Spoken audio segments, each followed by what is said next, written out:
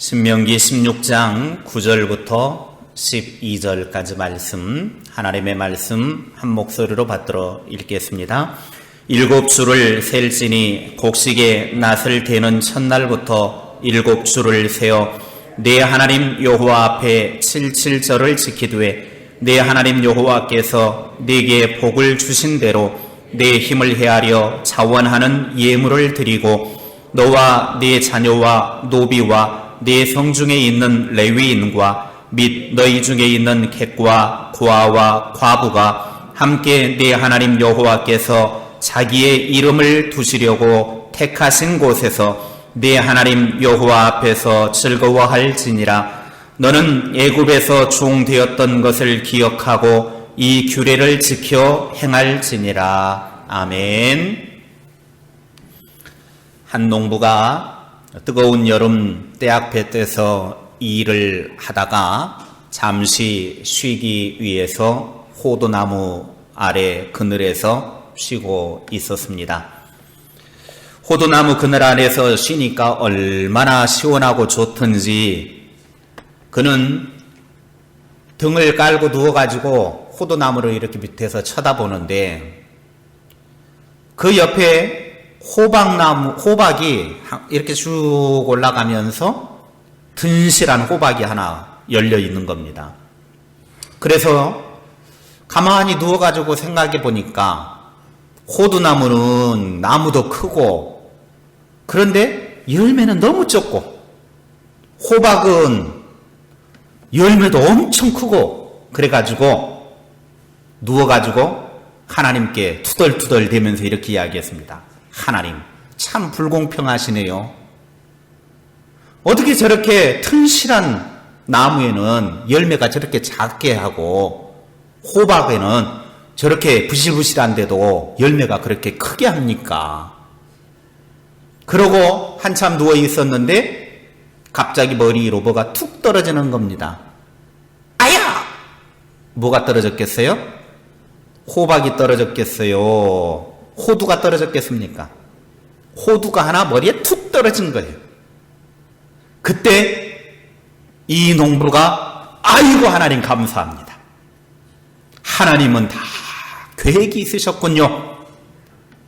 만약에 저 호두나무에 호박이 열렸었더라면 내 머리통은 이미 깨졌을 겁니다. 하나님 호두나무에 저 작은 호두가 열려지게 해주신 거 감사합니다. 금방 몇 분 전에는 불평하더니 몇 분 후에는 하나님께 감사하더라는 것입니다. 사람들은 자기 형편과 상황에 따라서 금방 낙심하기도 하고 불평하기도 하다가 또 언제 그랬냐는 듯이 또 감사하고 즐거워하기도 합니다.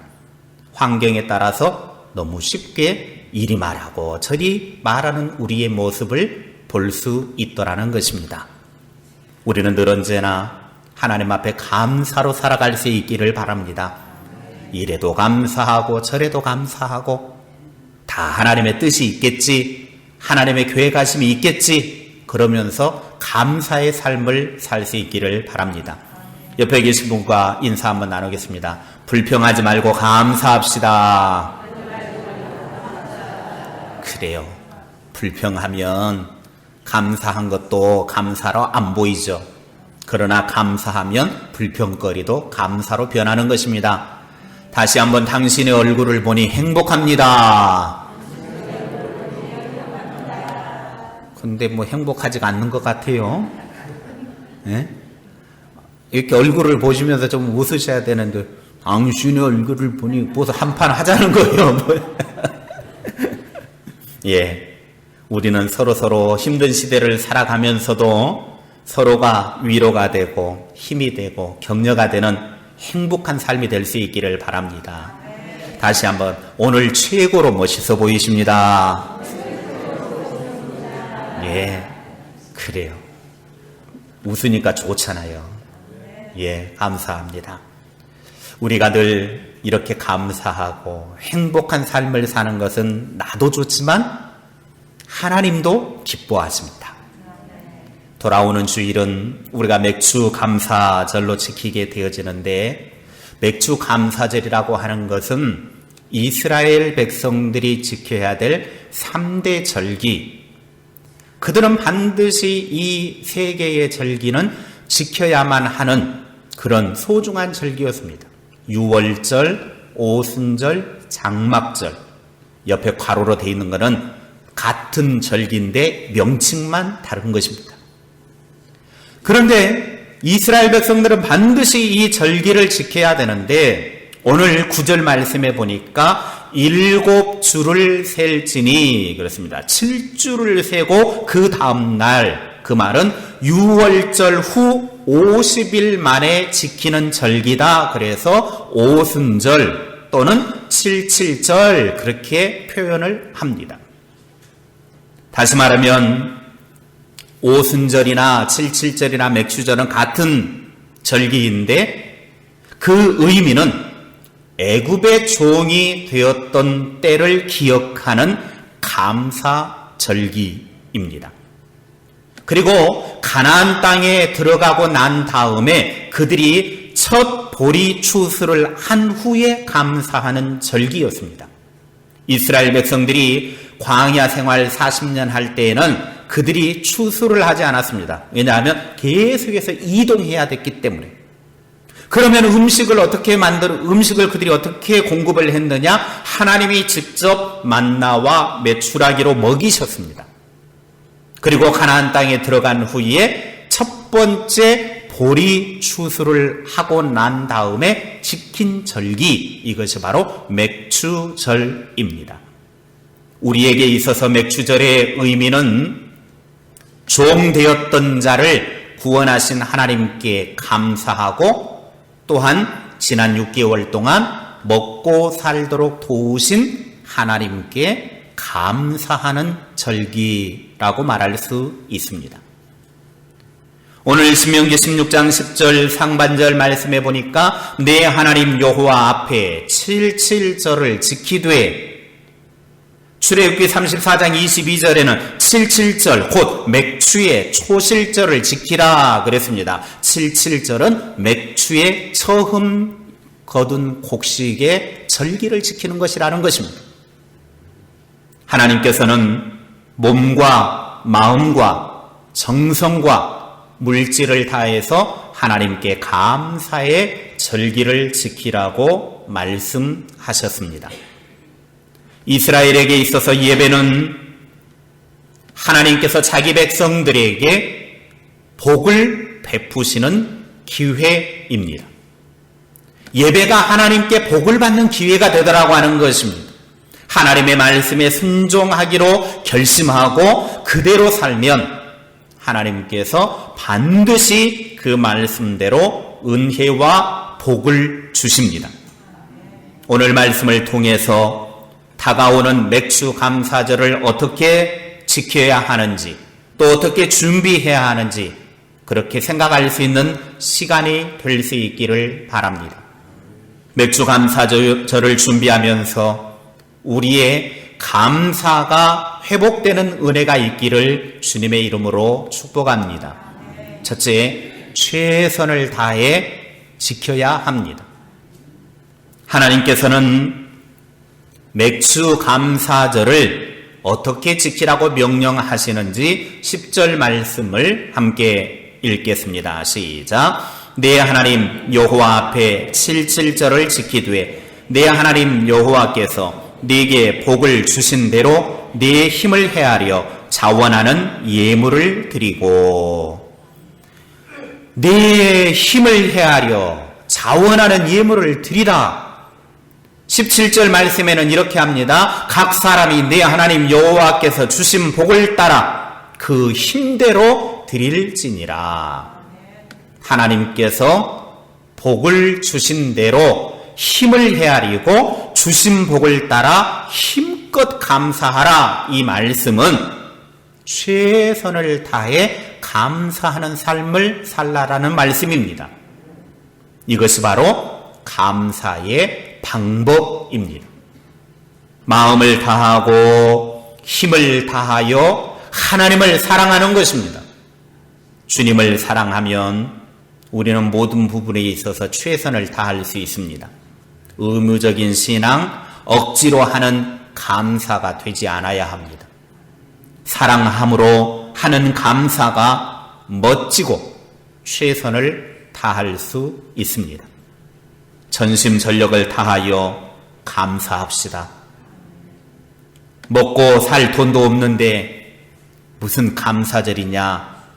불평하지 마시고 코로나 질병의 시대를 살면서도 하나님께서 지난 6개월 동안 허락하신 은혜를 기억하여 감사함으로 최선을 다해 감사의 절기를 지킬 수 있기를 바랍니다.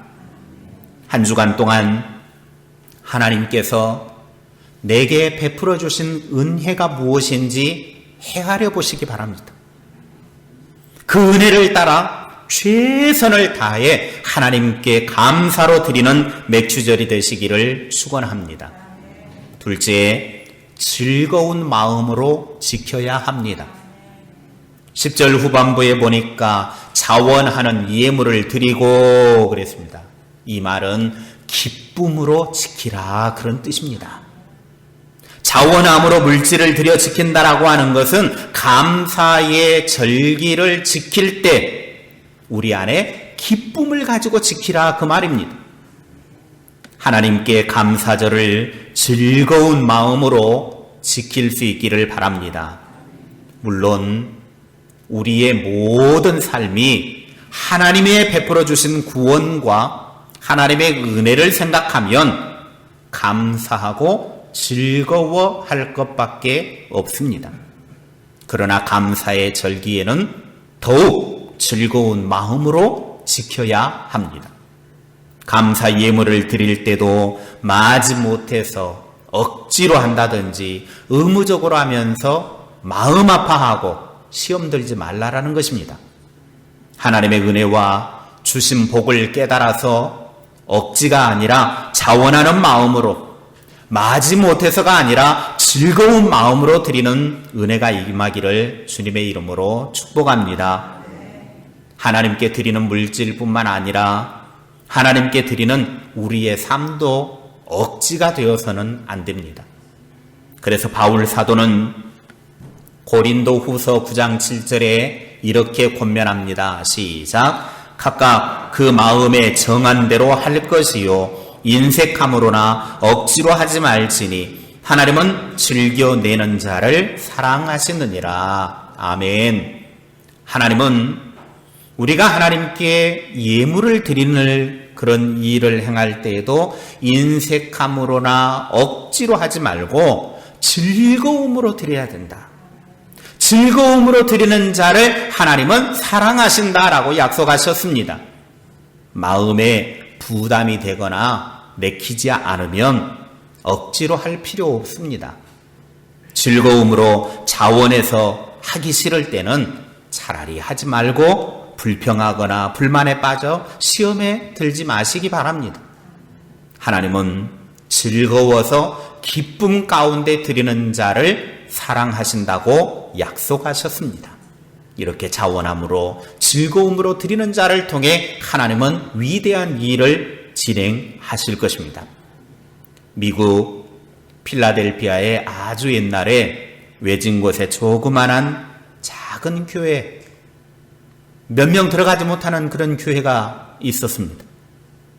교회가 세워졌다라고 하는 소식에 근처의 아이들도 교회에 찾아오고 사람들도 찾아오고 더군다나 어린아이들이 이제 교회에 가가지고 너무나 즐거워가지고 교회를 막 찾아오는데 교회가 너무 작은 교회다 보니까 그 많은 사람들을 다 수용할 수가 없었습니다. 그러니까 예배 때마다 너무 숫자가 많이 몰려오는데도 교회는 작으니까 다 예배에 참석하지 못하고 사람들에게 번호표를 나눠줄 정도로까지 그렇게 교회가 작았습니다. 그러니까 아이들이 예배드리러 왔다가 번호표만 받고 집으로 가서 자기 혹시나 이름 누군가가 빈자리가 생기면 부르면은 이렇게 참여를 해야 되는데 그러지 못하고 그냥 돌아가는 아이들이 많이 있었습니다. 그러다가 한 여자아이가 교회 가서 예배드리고 싶은데도 자기 자리를 차지하지 못하고 결국은 예배를 드리지 못하면서 병에 걸리게 되었습니다. 그래서 이 아이가 병에 걸렸는데 회복이 돼서 교회 가서 예배드리고 싶었지만 그러지 못하고 그만 이 아이는 죽어버리고 말았습니다. 죽은 아이의 짐을 정리를 하다가 아이의 베개 밑에서 편지 한 장을 발견을 했습니다. 그 편지는 어린 여자아이가 그 교회 목사님께 쓴 편지였습니다. 그리고 그 편지와 함께 700원 정도 되는 돈을 그 편지 봉투 안에 넣어두었습니다. 편지의 내용은 이랬습니다. 목사님, 저는 교회에 가고 싶었으나 예배실이 너무 좁아 자리가 나기를 기다리는 아이입니다. 제가 먹고 싶은 것 사 먹지 않고 모은 돈을 드리니 이 돈으로 큰 예배당을 지어 모든 어린이가 함께 예배 드릴 수 있게 해주세요. 아이의 장례식장에서 이 편지가 읽혀졌습니다. 그러자 장례식장에 모인 사람들은 누가 뭐라고 말하지 않았는데도 자발적으로 헌금을 하기 시작했습니다. 그리고 장례가 끝나고 난 다음에도 계속해서 헌금이 모여들기 시작했습니다. 700원의 작은 어린아이의 돈으로 시작한 건축 헌금은 큰 기적을 이루는데 자발적으로 드려진 그 헌금으로 인해서 교회를 크게 지었습니다. 뿐만 아니라 이 여자아이, 꼬마아이가 가난해서 자기의 병을 치료하지 못하는 그런 그 안타까움 때문에 이제는 더 이상 치료받지 못해서 죽어가는 일은 없게 하자 해가지고 선한 사마리아 병원도 짓게 되어지고, 그리고 명문 대학교인 템플대학교를 짓는데 사용되어지는 종잣돈이 되었다고 합니다. 한 여자아이의 700원으로 시작해서 큰 교회를 짓고 병원을 세우고 학교를 세우는데 아름답게 사용되더라는 것입니다. 여러분의 드림이 세상을 바꾸고 세상 사람들로 하여금 하나님의 영광을 보고 감사하게 하는 능력이 있음을 믿으시기 바랍니다. 하나님께 드릴 때 억지로나 부담감으로 하지 말고 마음으로 감사하여 드릴 수 있기를 주님의 이름으로 축복합니다. 셋째, 감사로 지켜야 합니다. 행복한 사람은 항상 감사하며 사는 사람입니다. 그 사람이 행복한 거예요. 많이 있고 없고를 떠나서 항상 하나님의 은혜에 감사하며 사는 삶, 그게 행복이에요. 많이 가졌어도 행복하지 못한 사람은 어떤 사람이냐? 감사하지 못하는 사람이에요. 감사하는 사람은 없는 것을 돌아보지 않고 자기에게 있는 것으로 인해 감사하는 것입니다. 없는 것만 생각하고 다른 사람과 비교하면 우울하고 불평만 나오는 거예요. 그러니까 없는 것 보면서 왜 나는 이것도 없냐, 저것도 없냐, 왜 우리 남편은 뭐 이러냐 저러냐, 왜 아내는 이러냐 저러냐, 왜 이게 없냐 저게 없냐, 따가지고 들고 뭐 할 필요 없어요. 없는 거 생각하면 다 원망과 불평거리죠. 그러나 있는 거 생각하면 아이고 이것도 있네 저것도 있네, 감사가 되는 것입니다. 지금 내가 가지고 있는 것, 지금 나에게 있는 것 생각하면 기쁘고 감사함이 넘쳐나는 것입니다. 그래서 바울 사도는 디모데전서 6장 7절 8절에 이렇게 우리들에게 권면합니다. 시작. 우리가 세상에 아무것도 가지고 온 것이 없음에 또한 아무것도 가지고 가지 못하리니 우리가 먹을 것과 입을 것이 있은즉 족한 줄로 알 것이니라. 아멘.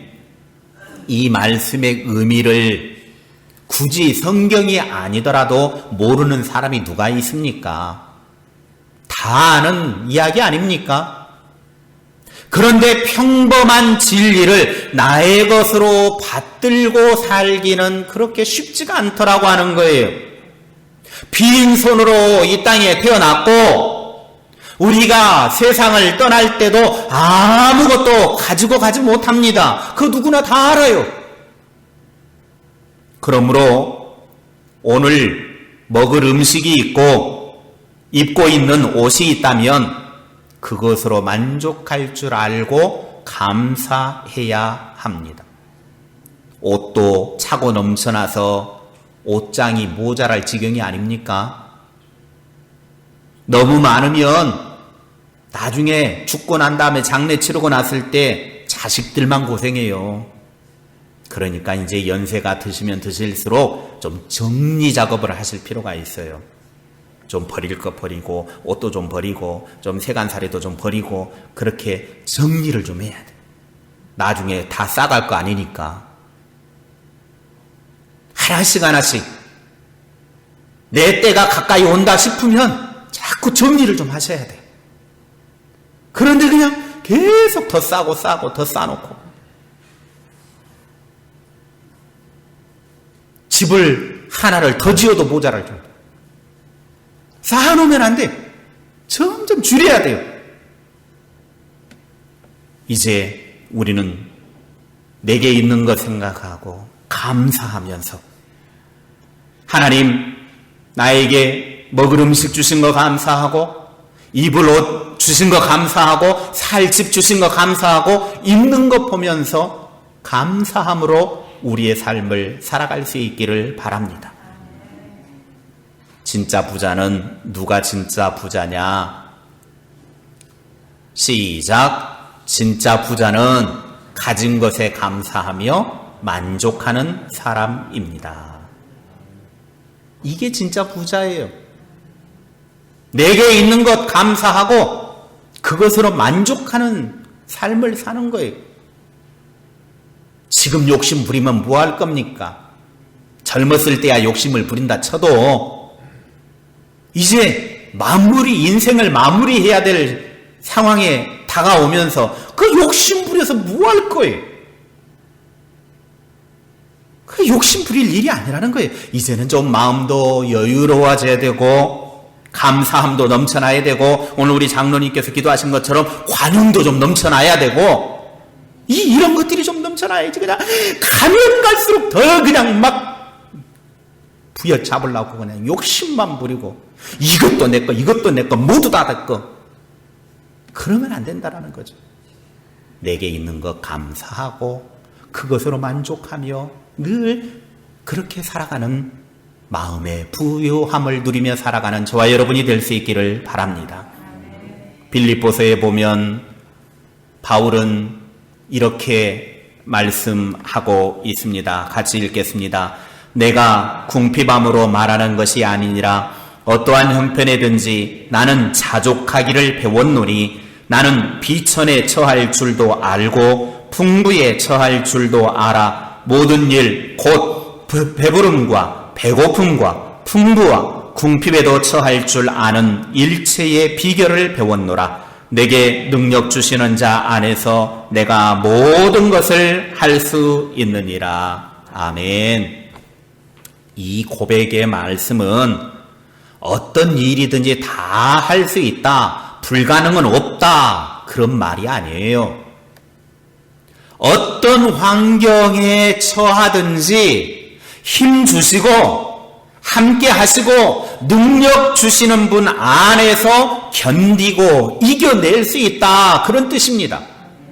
그러므로 우리는 궁궐에 살든지 들판에 천막을 치고 살든지 예수님 모신 곳이 하늘나라임을 알고 범사에 감사하며 살아야 합니다. 그래서 찬송가 438장에 그런 신앙의 고백이 있죠. 내 영혼이 은총 입어 중한 죄짐 벗고 보니 슬픔 많은 이 세상도 천국으로 하도다. 높은 산이 거친 들이 조막이나 궁궐이나 내 주 예수 모신 곳이 그 어디나 하늘나라. 할렐루야 찬양하세. 내 모든 죄 사함받고 주 예수와 동행하리. 그 어디나 하늘나라. 아멘. 우리의 삶을 돌아보면 감사할 일이 없을 수도 있습니다. 그러다 보니까 늘 불평밖에 나오지 않는 것이죠. 그렇게 되면 삶이 감사보다는 불평으로 가득 차게 됩니다. 그래서 우리는 한 주간 감사의 삶을 살기 위해서 애쓰고 노력해서 맥주 감사절을 맞이할 수 있기를 바랍니다. 말씀을 마무리합니다. 옛날에 사탄이 하늘로부터 지구에 내려왔습니다. 그리고 노르웨이 한 지역에다가 큰 창고를 지었습니다. 그 창고 안에는 각종 마귀들의 씨앗을 보관해 두었습니다. 미움의 씨, 질투의 씨, 슬픔의 씨, 욕심의 씨 등등등등 마귀의 씨앗들을 거기에다가 잔뜩 보관해 두었습니다. 그리고 틈이 날 때마다 마귀는 그 씨앗들을 가져다가 지구 곳곳에다가 막 뿌렸습니다. 이런 씨는 누구의 마음에 뿌려도 싹이 아주 잘 나왔습니다. 뿌릴 때마다 마귀의 씨앗도 아주 잘 막 싹이 트고 풍성한 열매를 맺는 겁니다. 그런데 한 동네만큼은 아무리 가서 마귀가 씨앗을 뿌려도 도무지 씨앗이 싹이 트지를 않는 거예요. 아무리 뿌리고 또 뿌려도 그 한 동네만은 씨앗이 다 말라 죽어버리는 것입니다. 그래서 도대체 이 마을은 왜 그럴까 하고 마귀 대장이 가서 보았더니 그 마을 이름은 감사마을이었습니다. 어떤 일이 생겨도 감사하는 마음이 넘쳐나니까, 기뻐하는 일이 넘쳐나니까 그 마을만큼은 마귀의 씨앗이 싹을 틔우지를 못하더라는 것입니다. 그래서 노르웨이에서 이런 속담이 생겼다고 합니다. 감사하는 마음에는 사탄이 씨를 뿌릴 수 없다. 그래요. 우리가 감사함으로 내 삶을 채우면 사탄 마귀가 아무리 씨앗을 뿌려도 그 씨는 다 죽어요. 시편 50편 23절에 이렇게 말씀합니다. 시작. 감사로 제사를 드리는 자가 나를 영화롭게 하나니 그의 행위를 옳게 하는 자에게 내가 하나님의 구원을 보이리라. 아멘. 하나님은 우리가 처한 모든 상황을 감사의 제물로 올려놓으라고 하십니다. 어떤 상황에서도 감사의 제목을 찾아 계속 감사를 드리면 사탄이 씨앗을 심을 틈을 주지 않는 것이고, 설령 사탄이 씨앗을 심었다 할지라도 그 씨앗은 죽어버리는 겁니다. 바울 사도는 빌립보서 4장 6절과 7절에 아무것도 염려하지 말고 모든 일에 기도와 간구로 필요한 것을 감사하는 마음으로 하나님께 말씀드리라 그렇게 말씀하고 있습니다. 그러면 하나님이 그리스도 예수 안에서 우리의 마음과 생각을 지켜주신다 말씀하셨습니다. 사탄이 염려의 씨앗을 심으려고 할 때 우리는 빨리 감사의 씨앗을 심으면 되는 거예요. 사탄이 우리에게 불안한 마음의 씨앗을 심으면 우리는 빨리 감사의 씨앗을 심으면 되는 거예요.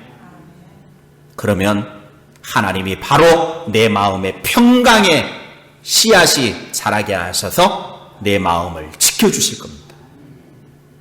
우리 신앙의 선조들은 고난을 앞에 두고도 감사했고 고난을 받으면서도 감사했습니다. 고난으로부터 구원하신 하나님을 감사했습니다. 어떤 사람들은 고난에서 하나님이 구원해 주시지 않아도 감사했습니다. 그리스도를 힘입으면 어떤 상황에서도 감사할 수 있습니다. 감사는 내가 무엇을 가졌다고 하는 것이 아닙니다. 진정한 감사는 나에게 무엇이 없다 할지라도 하나님께 감사하는 것입니다. 그래서 하박국 선지자는 모든 것이 다 없어진다 할지라도 여호와 하나님으로 인하여 나는 기뻐한다라고 고백했습니다.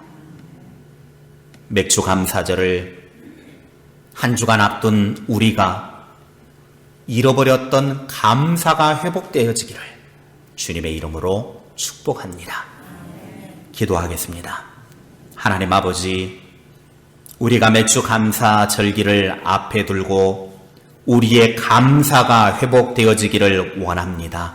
감사로 우리의 삶을 세워나가고 채워나가기를 원합니다. 어떤 환경과 상황 속에서도 하나님 앞에 감사로 채워나가는 주님의 사람들이 되게 하옵소서. 하나님께서 내게 베풀어 주신 은혜가 무엇인지 헤아려 보게 하시고 그 은혜를 따라 최선을 다하여 하나님께 감사로 나아가는 주의 사람들이 되게 하옵소서. 기쁘고 즐거운 마음으로 하나님께 나아가게 하시고 감사로 지켜지는 절기를 통해서 우리 안에 하나님이 심겨놓은 감사가 풍성한 열매 맺는 복의 삶이 되게 하옵소서. 예수님의 이름으로 기도하옵나이다. 아멘.